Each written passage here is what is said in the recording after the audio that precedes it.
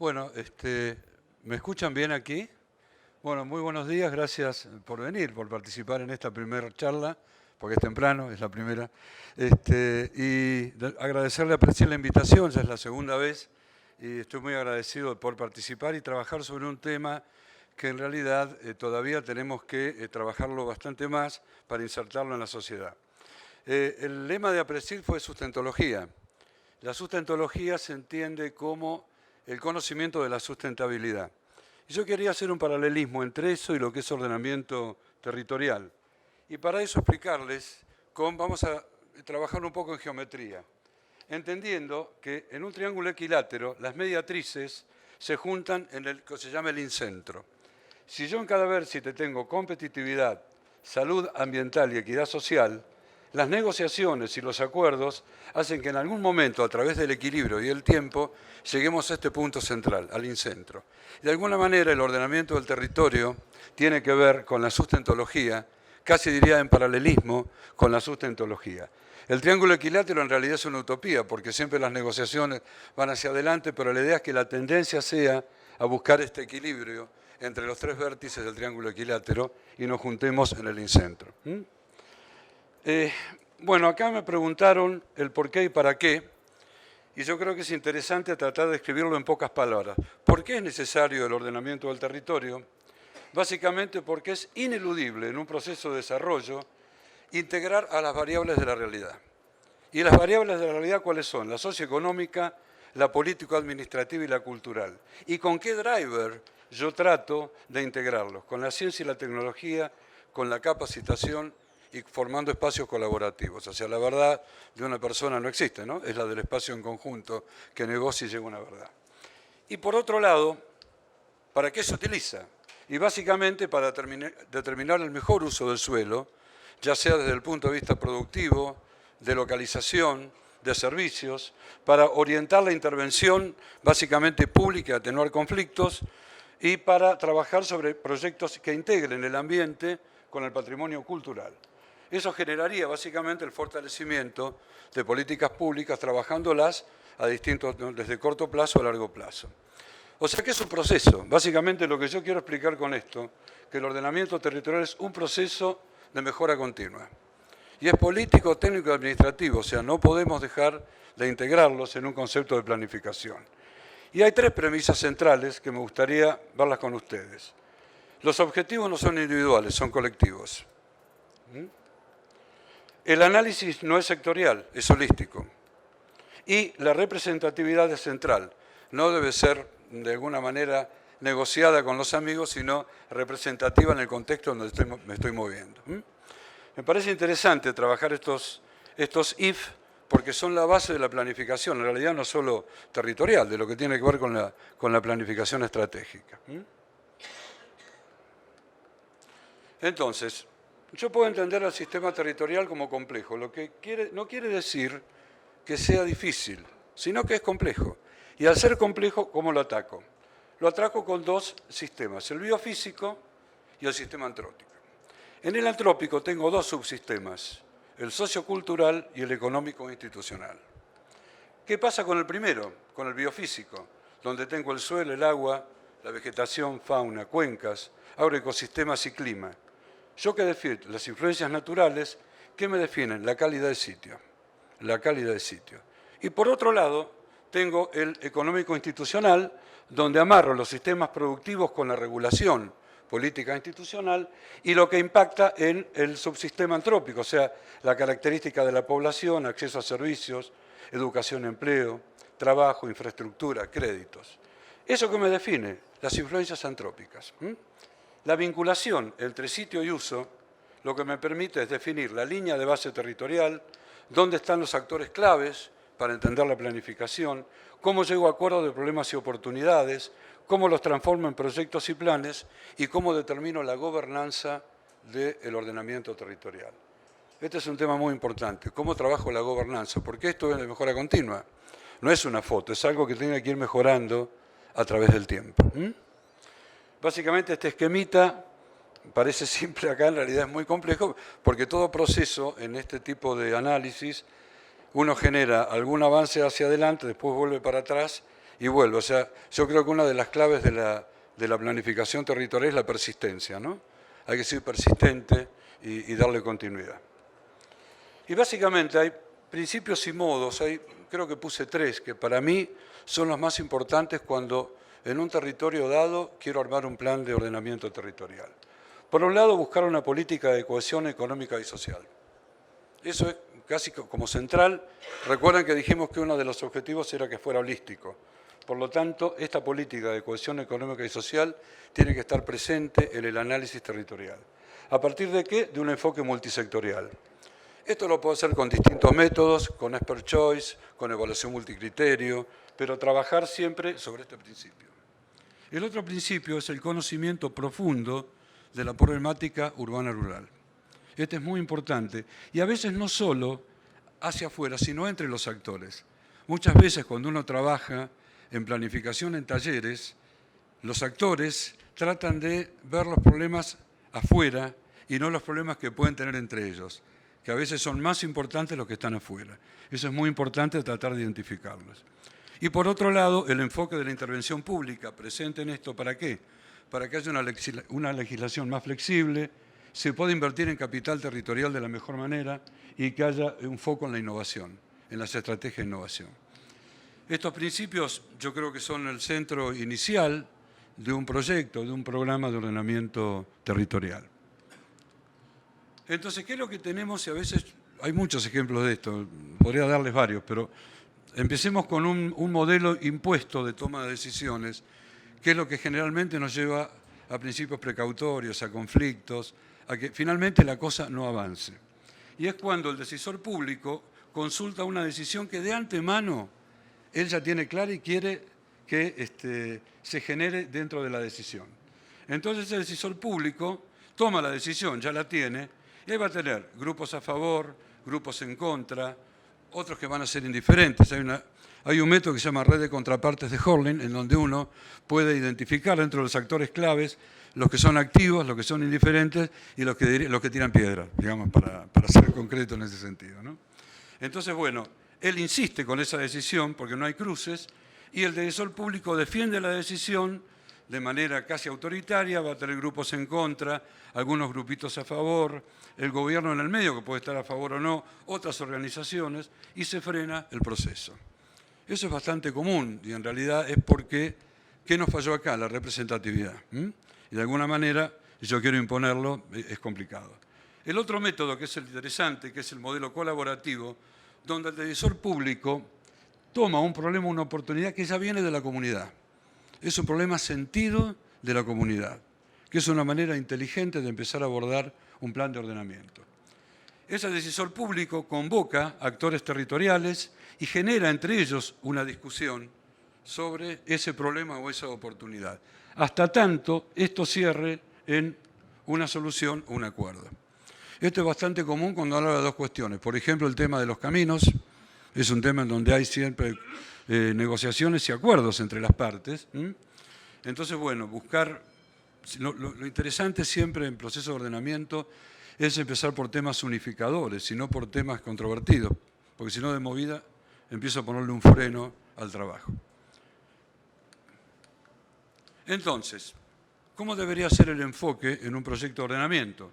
Situar a las poblaciones locales en el centro del proceso de desarrollo. ¿Por qué? Porque ellos van a participar, las decisiones van a ser colectivas y ahí uno se apropia del proyecto.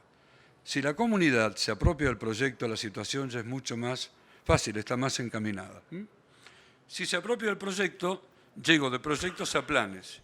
Y dentro de los planes voy a tener más prolijidad y más organizado los instrumentos normativos, como leyes y ordenanzas, operativos, definiendo acciones y planes, y los contenidos, ¿no? Acá le puse un ejemplo, el uso y manejo de la tierra de un municipio, de una cuenca, las zonificaciones, guías de buenas prácticas, definir áreas de riesgo, ¿no? Y ocupación y funcionamiento, cómo orientar mejor la distribución de la población, la infraestructura y los servicios. Sería un esquema básico, pero parte de esto, ¿no? Si hay apropiación del proyecto, la situación camina de manera más adecuada. Por lo tanto, yo creo que hay 4 estrategias centrales importantes en esto. Por un lado, compartir los resultados del diagnóstico. Es importante, porque cuando uno comparte en talleres colaborativos los diagnósticos, o sea, la línea de base, siempre se enriquece, porque vienen situaciones que uno por ahí no las tuvo presentes en ese momento, ahí las tiene y las va incorporando. Favorecer un planteo integrado, como dijimos los tres principios, ¿no? Cohesión económica y social, entender la problemática urbano-rural y la integración en las políticas públicas. Elegir, como les comentaba, uno o varios temas unificadores, o sea, donde hay más consenso. Comenzar donde hay más consenso, donde la gente necesita o demanda situaciones concretas. Y después sí construir una visión común futura del territorio, que eso es muy importante. Eso, insisto con eso de las redes de contraparte de Horling, donde algunos de los actores, a veces el tema en los mapeos de actores es que se elige un listado, pero el tema no es el listado, el tema es si el actor tiene compromiso con ese territorio, si se va a quedar, si es innovador, si es un líder social en algunas condiciones. Entonces no solo es un listado de la gente que está en el territorio, es mucho más. Bien. Y un tema importante que también siempre sale a la discusión, ¿qué ordenamos según escalas? Esa es otra historia interesante. A nivel global, cuando uno habla de continente, cambio climático, gases de efecto invernadero, básicamente esa es la unión de estados, ¿no? Uno puede hablarlo a nivel de unión de estados, de organismos multilaterales. Cuando bajamos a nivel nacional, el escenario puede ser, bueno, todo el país, o zonas agroecológicas o ecorregiones. Algunos temas centrales que salen en esta escala son los desmontes, la desertificación, los temas de agriculturización, y acá entra más fuerte la ciencia y técnica local y los organismos de planificación y desarrollo. Ya cuando voy a escala local, municipio, microrregión, cuenca, colonias, tiene mucho que ver lo que son los desequilibrios poblacionales, la contaminación, los conflictos en los periurbanos, que es un tema a esta escala bastante interesante, donde entra a tallar bastante la opinión de los municipios en este caso, ¿no? Entonces yo quería traerles algún ejemplo. Perdonen el color, se ve que está un poquito gastada la lámpara, me parece, pero un ejemplo de un indicador global es la relación entre la extracción y la disponibilidad de agua en el planeta. Cuanto más rojo está, quiere decir que hay más desbalance, ¿no? Que extraigo más de lo que es disponible. Son datos regionales a esta escala, básicamente está a escala mundial, ¿no? Sería el primer modelo que les presenté. Un segundo modelo a escala regional, este puede ser, por ejemplo, el indicador equidistancia entre poblaciones. ¿Qué significa este indicador? A medida que el círculo es más grande, hay más distancia entre las poblaciones. Eso implica problemas de conectividad, traslado de mercancías, problemas para los servicios. Fíjense, obviamente está concentrado en la región pampeana todo lo que es la mayor cercanía entre poblaciones. Lo hacemos tomando el geoide de las localidades de referencia, tomando ciudades y poblaciones rurales agrupadas. A partir de eso salen estos circulitos que implican rangos de distancia entre un punto y el otro. Y el otro tiene que ver más con ambiental. Esta es la famosa, como yo digo, la isoieta nerviosa de los 600 milímetros, que entra y sale, donde acá yo tengo casi el 30% de la producción agrícola y ganadera, 33%, en estas regiones, en donde si yo paso de 600 milímetros a 500, tengo gravísimos problemas en la intervención de la frontera agrícola. Muchos de estos lotes, en sitios donde no deberían estar, ¿recuerdan la relación sitio con intervención antrópica? Bueno, si yo defino mal la calidad de sitio, pongo un cultivo que en realidad es muy sensible a cambios en la isoieta, voy a tener problemas de degradación. Esto pasó sobre todo cuando la de 600 fue a 520 en la zona del Chaco salteño, en donde muchas inclusiones de cultivos, inicialmente básicamente soja, fracasaron después de un año, ¿no? Cuando cayó la isoieta. Y bueno, pasaron a pasturas, pasaron a Gatton Panic, pero esas pasturas son de alto requerimiento en nitrógeno, si no las fertilizo también se degradan. Por lo tanto, es una zona en donde podría definirla como un área de riesgo a nivel nacional. Cuando vamos a una escala más chica, esta es una cuenca que estuvimos trabajando, que es la cuenca norte del arroyo Malacara, en Balcarce, en el límite con Lobería. Lo que hicimos fue identificar lotes indicando problemas de erosión hídrica. Básicamente se muestran los lotes y nos da el porcentaje de lotes dentro de la cuenca con problemas moderados de erosión. En áreas en donde más allá de la inclusión de la siembra directa, hay algunos factores adicionales que habría que corregir para pasar de esta clase a la ligera, a la baja, y no que vaya a la severa, que por suerte tenemos una sola. Lo que ven aquí en marroncito es la zona del Pedemonte, del sistema de Tandilia, y lo que ven en verde es la Pampa Austral Interserrana, ¿no? Para que tengan una idea, uno puede trabajar indicadores a esta escala. Y a la escala local, me pareció importante trabajar esto que son las pirámides etarias, que es la población. Fíjense hoy cómo estamos en el campo. ¿Dónde están los que toman decisiones? ¿Están en el campo? ¿Están en las ciudades? ¿Están en el Club Social de las Ciudades? ¿Dónde están? Porque lo que ven acá es una pirámide etaria para Tandil. Fíjense, acá tienen varones urbanos. Esta es edad y esta es cantidad de población, ¿no? Estas son mujeres urbanas y esta pirámide de aguja es varón rural, mujer rural. Pero esto no solo, esto se repite. Yo tuve muchos años trabajando en la República Federativa de Corrientes, como le decimos allá, y fíjense que se repite lo mismo. Si bien la pirámide acá se angosta por una cuestión lógica, pero tengo varones urbanos, mujeres urbanas y la pirámide de aguja rural. Esto es importante porque, digamos, ¿dónde están los actores claves? ¿Dónde los busco en función a una planificación que tenga que ver con la realidad socioeconómica, político-administrativa, cultural dentro de la zona? Y esta es una búsqueda que no es de un día para otro. Es interesante el diálogo. Acá de nuevo tenemos que rescatar el diálogo y los saberes para poder entrarle a dónde están los actores claves en las pirámides. Esto lo tomé como un indicador local que no necesariamente es un mapa, es una estadística, un gráfico que nos ayuda a entender dónde estamos parados. Esto tiene mucho que ver con lo que es capital territorial. Hay otro indicador muy interesante, que no lo puse acá por tiempo, que es el índice de dependencia potencial, que es la cantidad de 100 habitantes potencialmente activos, o sea, entre 15 y 65 años, que sostienen a los inactivos, los que tienen menos de 15 y más de 65. Y en la región pampeana hay lugares donde estamos en 59, 60, o sea que en realidad eso tiene mucho que ver con el capital territorial. Son otros indicadores que por tiempo no pude ponerlos acá. ¿Vamos bien con el tiempo? Ahí nomás. Bueno, vamos a ir más rápido entonces.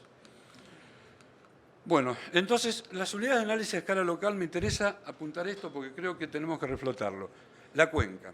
La cuenca es una unidad integral para planificación, para mí, de las más relevantes. ¿Por qué? Porque tengo límites basados en la naturaleza. Eso me genera una integración entre los que ganan y los que pierden.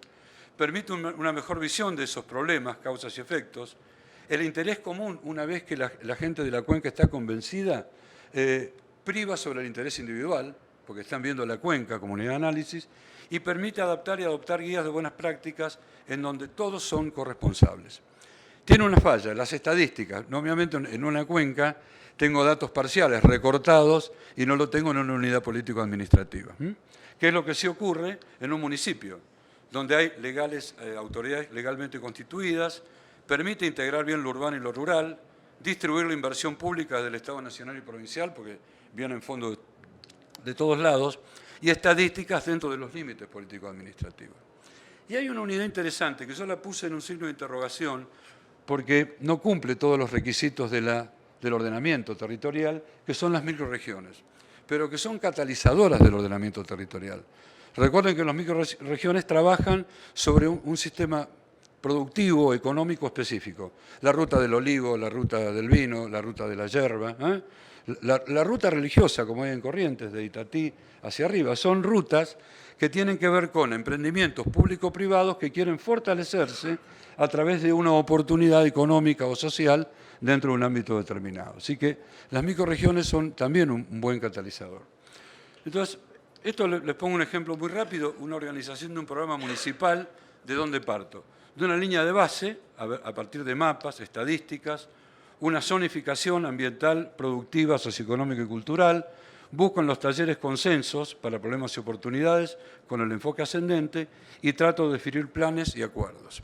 Si esto funciona bien, yo podría tener un plan de desarrollo urbano, un plan periurbano, uno rural y un plan de gestión de riesgos. Si eso lo tengo bien, para que no sea sectorial, deberían coincidir en un plan de gestión ambiental productiva de servicios. Esto sería la estructura de un municipio bien organizado, sabiendo que esto es un proceso, esto no es un ensayo de fertilización con nitrógeno en maíz. Esto es algo que tiene mucho más importancia. Y aquí va a tener un plan de inversión multisectorial y plurianual y un plan de inversión anual. Esto es lo que sería una estructura adecuada de un municipio. Medio por hora es Disneylandia hablar de esto, vamos a ver por qué, pero será lo ideal. Y el otro que para mí es muy importante es el de cuencas. Yo creo que tenemos comités de cuencas que no funcionan, realmente no funcionan, pero tienen términos jurídicos administrativos que ya están formados, o sea, hay comités. Si ellos funcionaran bien, deberían tener una estructura, un cronograma y fuente de financiamiento. ¿Para qué? Para los diagnósticos, los monitoreos y los planes. Le pongo algunos ejemplos, no los voy a leer, me interesa que se queden con los planes de cuencas, que podría ser el control de uso de la tierra y el agua, las regulaciones, un plan de zonificaciones de área de riesgo, un plan de manejo sustentable de tierras, obras de infraestructura y una guía de buenas prácticas a nivel de cuenca. Obviamente hay todos diagnósticos, monitoreos, modelos, el modelo hidrológico distribuido es muy interesante para trabajar en monitoreos. En fin, pero esto parte de que un comité de cuenca funcione. Si un comité de cuenca no funciona, es como hasta ahora, hay peleas entre los municipios y en realidad no se ve la oportunidad que se tiene. Entonces, ¿por qué fracasan los procesos de ordenamiento territorial? Y ya estoy terminando. Por un lado, pues no se construye como una política de Estado, o sea, lo electoral va sobre ese corto plazo, concretamente. Por otro lado, escasa formación en planificación estratégica en los que tienen decisiones. Por otro lado, difusión de los alcances confusa, deficiente o ausente. Entonces la gente por ahí tiene miedo, porque parece que le van a expropiar el campo en realidad. Diagnósticos son generalistas y desactualizados, por lo tanto la línea de base está mal construida. Fallan los procedimientos participativos, o es el modelo compulsivo o invito a mis amigos. Dificultad para el trabajo interdisciplinario y transdisciplinario. Esto es, creo que es típico de la Argentina, no solo del plan de ordenamiento territorial, pero es algo que tenemos que seguir construyendo. Una débil visión prospectiva y mirada holística del territorio, ¿no? ¿Hacia dónde vamos? Escasa participación social, débil relacionamiento público-privado. Entonces, algunas consideraciones finales para cerrar. El ordenamiento lo debemos entender como un proceso dinámico, participativo y de mejora continua. Si no, con una radiografía en poco tiempo se muere, voy a tener que sacar otra y voy a tener problemas. El enfoque debe ser ascendente, incluyendo desde el inicio los actores sociales que estén involucrados. Profesionalizar en el ámbito de decisión política el uso de métodos de planificación, gestión y resolución de conflictos. Realmente los municipios no tienen todavía, por distintos motivos, estas capacidades. Entonces, uno lo quiere poner en el centro al municipio y ahí fracasa. Fracasa porque el municipio tiene urgencias, hay que el alumbrado público, pagar los servicios que no pudo y no les da la suficiente atención. Restablecer el rol técnico y político en los comités de cuencas me parece algo importantísimo. Generar indicadores e índices para el ordenamiento territorial que pueden ser aplicados a distintas escalas y condiciones. Ese es un tema que realmente creo que hay que trabajarlo, si bien hay que meterlos dentro del contexto de la escala y del escenario territorial. Y para mí 3 leyes que serían importantísimas para esto. Uno ya empezó hace poquito, salió un uso y conservación de suelos, ahora hay un plan nacional. Una ley de arrendamientos para que el ordenamiento territorial tenga una amortiguación importante en ese sentido. Les pongo un ejemplo antes de terminar. El plan de ordenamiento territorial de la provincia de Mendoza arrancó en el 2006. La semana pasada tuvo la aprobación de las 2 cámaras. Estamos en el 2018. O sea, que también hay que dinamizar los tiempos. Tenemos que ser... Y ahí el tema de la cohesión entre todos para avanzar en esto, ¿no? Así que les vuelvo a repetir la pirámide de la sustentología, el triángulo de la sustentología, que es el triángulo del ordenamiento territorial, la necesidad de que todos discutamos y que todos discutamos para adelante y para intereses colectivos, ¿no? Así que les agradezco. Muchas gracias.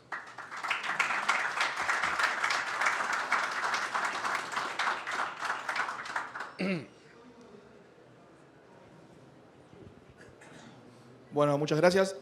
Arrancamos con las preguntas. Si alguno quiere comenzar. Sí, Daniel, planteaste un tema súper complejo. Parecería que hay un punto clave que es ¿cómo definís las cuencas? Bueno, en el tema de cuencas, que para mí es estratégico, lo primero que hay que revisar si el mapa de cuencas que tenemos en la Argentina, a la escala que uno quiera analizarlo, responden a la realidad. ¿Por qué lo digo? Porque en principio los mapas de cuencas con las que uno trabaja no tienen en cuenta todo lo que ocurrió con las obras de infraestructura en los últimos años. Entonces tenés caminos que te cortan los drenajes naturales, alcantarillas mal planteadas. Todas esas situaciones hacen que el límite de la cuenca hoy debería estar actualizado teniendo en cuenta las obras de infraestructura. Yo partiría por ahí. Después, ¿cómo elegirlas dentro de las escalas? Y cuencas de segundo orden. Me parece que sería lo más relevante.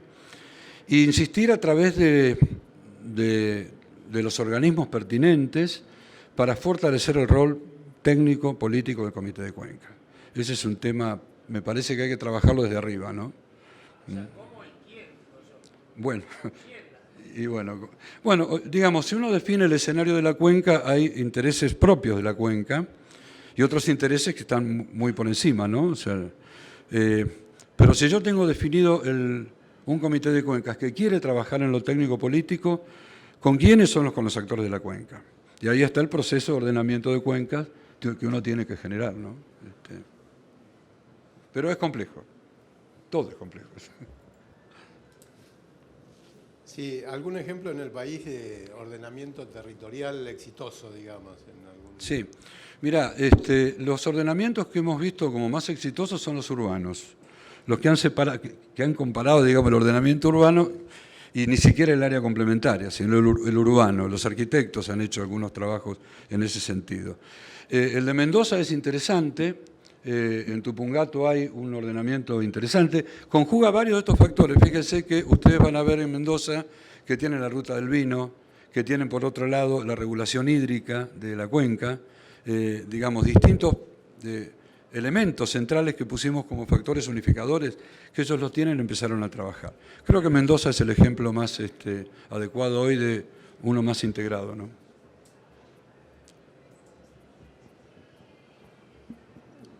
Buen día, Hola. Mariano Pla. ¿Cómo te va? ¿Vos creés que la cultura, la idiosincrasia argentina atenta contra el ordenamiento territorial? Y yo creo que en parte sí. Y también, yo creo que en parte sí, también de qué contexto territorial estás hablando, ¿no? O sea, de qué necesidades. Por ejemplo, te pongo un ejemplo, sin ser estrictamente un plan de ordenamiento, pero en el norte argentino, ¿no? Suponete en las colonias agrícolas del norte de Corrientes, donde yo estuve, por una cuestión de identidad cultural muy fuerte entre la gente, que viene de colonias de 200 años, hay como más cohesión económica y social. Por una cuestión cultural, ¿no? A medida que nos vamos alejando a zonas, digamos, que tienen otro desarrollo de patrimonio cultural, quizás priva cierto individualismo y cuesta. Por eso, fíjate dónde hay más cooperativas, ¿no? Ese es un ejemplo, ¿no? Te vas al norte de Santa Fe, por ejemplo, es una provincia en donde las cooperativas son importantes y tiene que ver, me parece, más con el patrimonio cultural. Pero en el fondo de tu pregunta sí hay se conspira de alguna manera. Sobre todo por una visión muy de corto plazo, ¿no? O sea, no estamos acostumbrados a ver, una línea de tiempo. ¿Qué va a pasar con, te pongo un ejemplo, no sé, con la robótica en la agricultura? O sea, yo creo que en realidad estamos viendo la última generación o la anteúltima de tractoristas.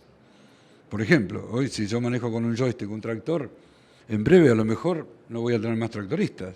Bueno, ¿cómo readecuo esas cuestiones, ¿no? Nos falta mirar hacia adelante un poco, me da la impresión. ¿Alguna pregunta más?